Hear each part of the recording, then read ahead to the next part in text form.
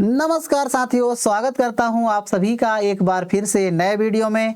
साथियों, middle east के युद्ध में अमेरिका बुरी तरह से फंस गया है और अमेरिका के राष्ट्रपति डोनाल्ड ट्रंप ने हाल ही में अमेरिका का साथ देने के लिए हॉर्मुज़ जल संधि को सुचारू रूप से चलने के लिए दुनिया भर के देशों से मदद मांगी है। साथियों, बता दें कि उसके जवाब में ऐसा कोई भी देश तैयार नहीं हुआ है जो अमेरिका का साथ इस युद्ध में दे।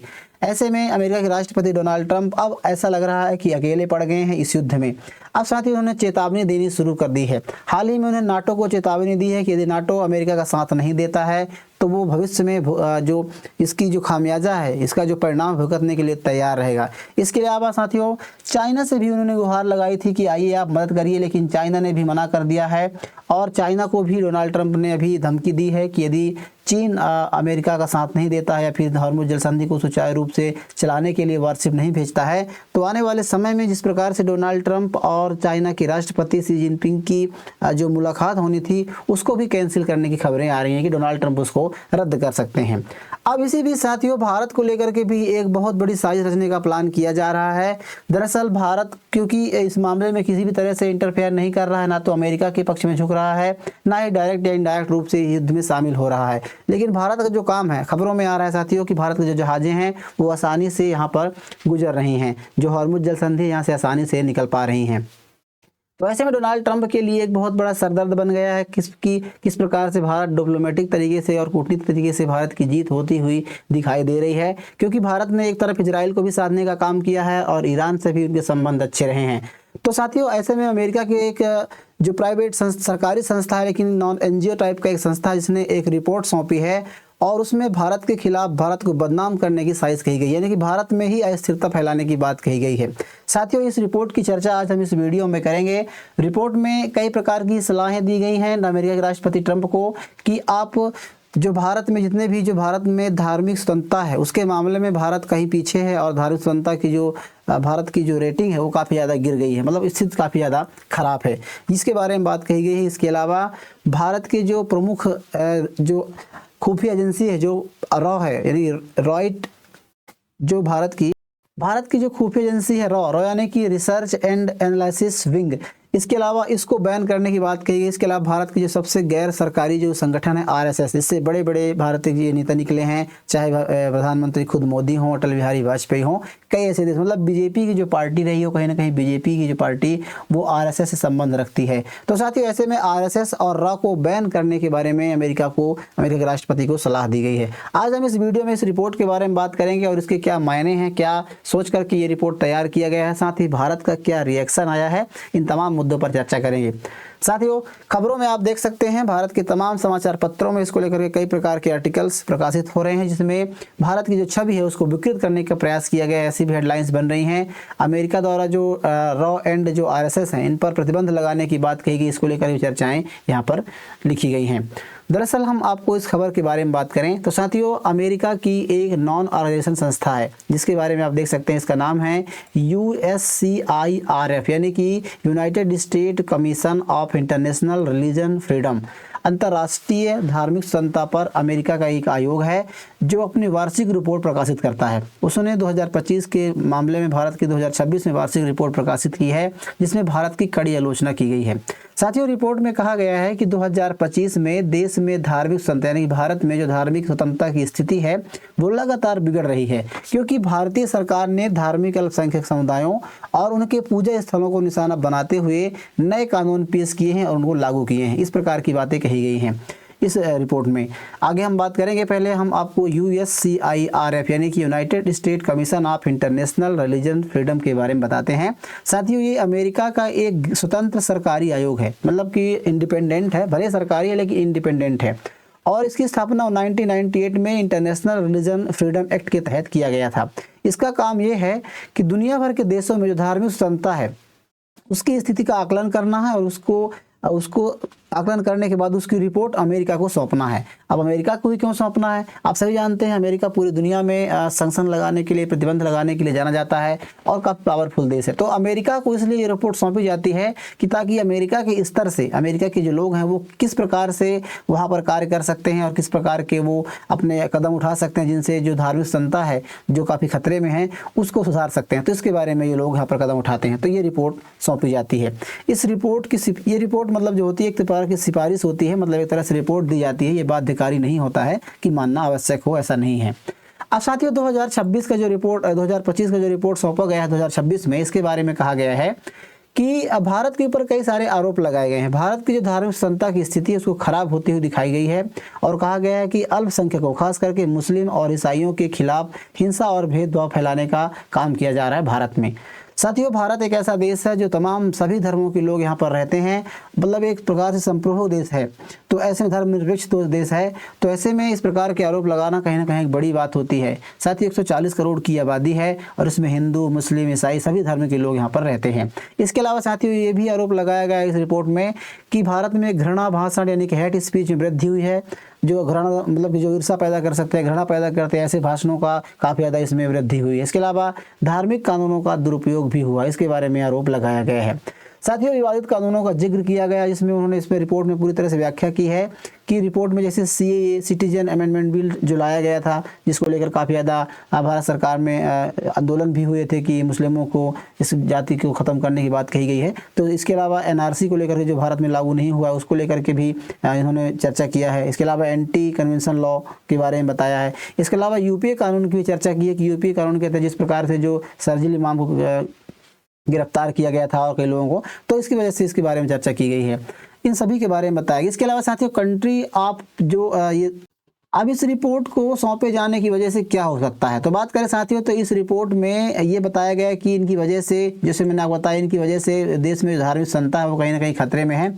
ऐसे में जो रिपोर्ट पर कहा गया है कि भारत को गंभीर चिंता वाले देशों में घोषित किया जाए, ऐसी सिफारिश की गई है।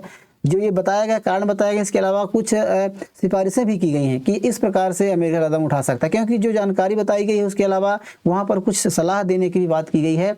तो इस सलाह दिया गया है कि भारत को गंभीर चिंता वाले देशों में शामिल किया जाना चाहिए।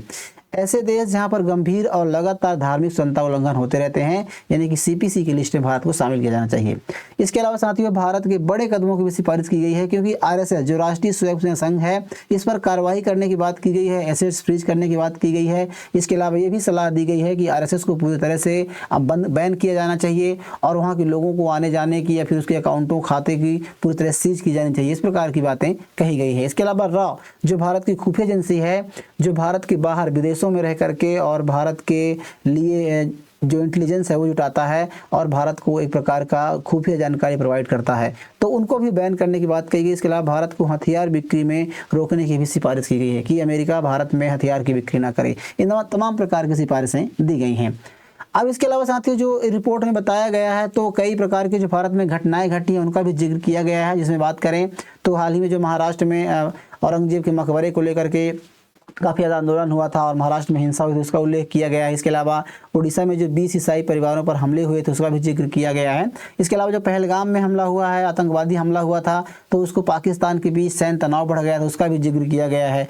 मतलब एक तरह से भारत में जितने भी घटनाएं घट रही हैं, चाहे इस प्रकार से पूजा स्थलों को लेकर जो निशाना बनाया जा रहा है उसके बारे में बात कही गई है। तो मतलब भारत जितने भी घटनाएं घटे, जैसे NRC हो, CAA हो, कई ऐसे जो अंतर्राष्ट्रीय स्तर पर जिनकी आंदोलन होते रहे हैं भारत में, तो चर्चा रही है, तो उसको लेकर के उन्होंने बात कही है। रिपोर्ट में यह भी किया गया है कि पूरे वर्ष सरकार ने पूजा स्थलों को निशाना बनाना जारी रखा है ताकि उन्हें राज्य के नियंत्रण में लाया सके।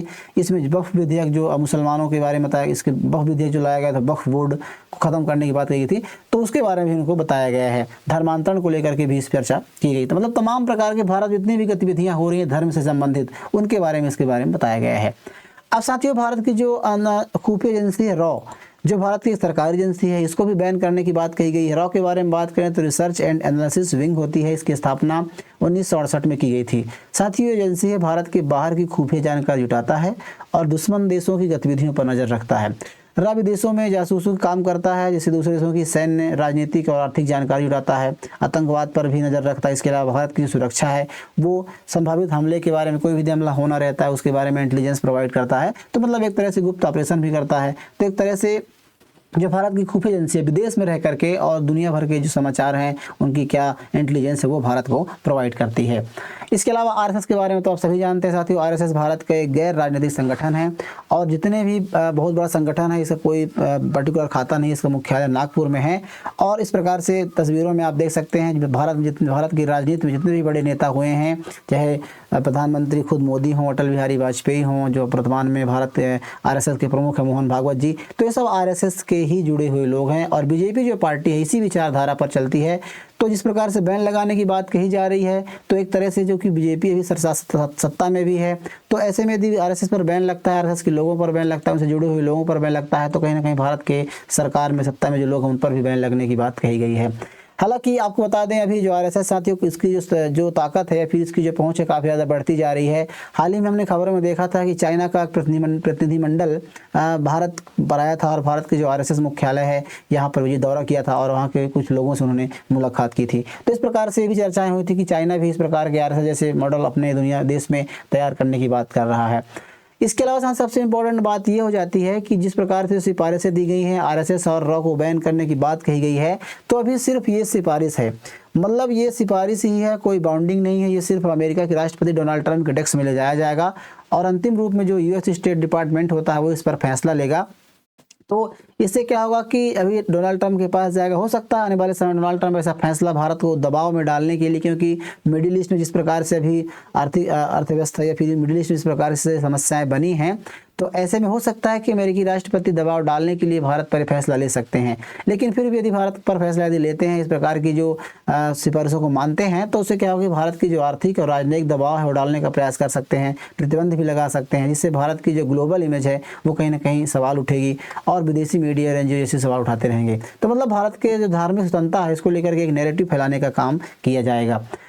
साथ ही सबसे इम्पोर्टेंट बात यह भी है कि भारत ने इस खबर को जब से रिपोर्ट सौंपी उसके बाद से भारत के जो विदेश मंत्रालय के प्रवक्ता हैं रणधीर जायसवाल जी, उनके द्वारा इसकी कड़ी आलोचना की गई है, उसके बारे में स्पष्ट रूप से इसको खारिज कर दिया गया है। आप देख सकते हैं इनका यहाँ पर ट्वीट है जिनमें उन्होंने कहा है कि सरकार ने जवाब में कहा कि भारत की चुनिंदा आलोचना जारी रखने के बजाय जो USCIRF जो कमेटी है, ये संगठन है, इसको हिंदू मंदिरों में तोड़फोड़ और हमलों की राजनयिक घटनाओं के बाद मतलब भारत को चुनिंदा रूप में भारत को निशाना बनाए जाने के बाद मतलब बजाय वो अमेरिका में जो प्रवासी भारतीय समुदायों के सदस्यों के प्रति बढ़ती जो असहिष्णुता है और धमकी पर विचार करना चाहिए, जो उन्होंने आरोप लगाया, मतलब अमेरिका में जो घटनाएं घट रही है अल्पसंख्यक पर उन पर विचार करना चाहिए। तो भारत ने इसका कड़ा जवाब दिया है और उसको पूरी तरह से खारिज कर दिया है। अब साथियों कई सारे लोग इस बात को, इस स्पीच पर भी कई समाचार पत्रों में इस प्रकार की भी खबरें चल रही हैं कि डोनाल्ड ट्रंप अब पूरी तरह से मिडिल ईस्ट में अलग थलग हो गए हैं। तो ऐसे में कहीं ना कहीं एक दूसरे जो जिस प्रकार से उन्होंने चाइना पर दबाव डाला है कि आप हॉर्मुज स्ट्रीट पर आइए और अमेरिका का साथ दीजिए और हॉर्मुज स्ट्रीट को सुचारू चलाने के लिए अपने वारशिप भेजिए, लेकिन चीन पहले से ही चीन और रसिया ईरान के साथ उनके रणनीतिक साझेदार हैं, अच्छे संबंध हैं, तो स्वाभाविक सी बात है कि चाइना इस प्रकार के युद्ध में शामिल नहीं होगा। तो डोनाल्ड ट्रंप ने कहीं ना कहीं ये सोचा है कि चाइना पर दबाव डालने के लिए, जो कि आने वाले समय में इन दोनों की मीटिंग भी होनी है, तो उसको लेकर के भी दबाव डाला है। ठीक उसी प्रकार से ब्रिटेन हो, फ्रांस हो, इन पर भी दबाव डालने का प्रयास किया गया है, लेकिन इन लोगों ने भी आने से मना कर दिया। अब रही सवाल भारत की, तो भारत के ऊपर भी कहीं ना कहीं राजनीतिक दबाव डालने का प्रयास किया गया है कि यदि आप ऐसा नहीं करते हैं, या फिर मोदी जी ये भारत को भी झुकाने का प्रयास किया जाएगा कि यदि आप हॉर्मुज स्ट्रीट पर अमेरिका का साथ नहीं देते हैं तो हो सकता है कि इस प्रकार की जो सिफारिशें आई हैं इस पर हम फैसला ले सकते हैं। तो बहरहाल इस प्रकार की चर्चाएं भी तेज हो गई हैं। अब आप क्या सोचते हैं इसके बारे में, क्या आने वाले समय में डोनाल्ड ट्रंप इस प्रकार के फैसले ले सकते हैं? क्योंकि डोनाल्ड ट्रंप कुछ भी कर सकते हैं, आज की दुनिया में जो मन में आता है वो करते हैं, कई उसके द्वारा बयान भी दिए जाते हैं। आप क्या सोचते हैं इसके बारे में बताइएगा। जानकारी आपको कैसी लगी इसके बारे में जरूर बताइएगा। साथ ही वीडियो यदि आपको पसंद आ रहा है, वीडियो लाइक जरूर कीजिएगा और जी हाँ, चैनल को जरूर सब्सक्राइब कर लीजिए, क्योंकि चैनल को सब्सक्राइब करने में कोई पैसा नहीं लगता है। तो आपसे छोटी सी रिक्वेस्ट है कि चैनल को जरूर सब्सक्राइब कर लीजिए। मिलते हैं किसी ऐसे नए इन्फॉर्मेशनल वीडियो के साथ, तब तक के लिए नमस्कार।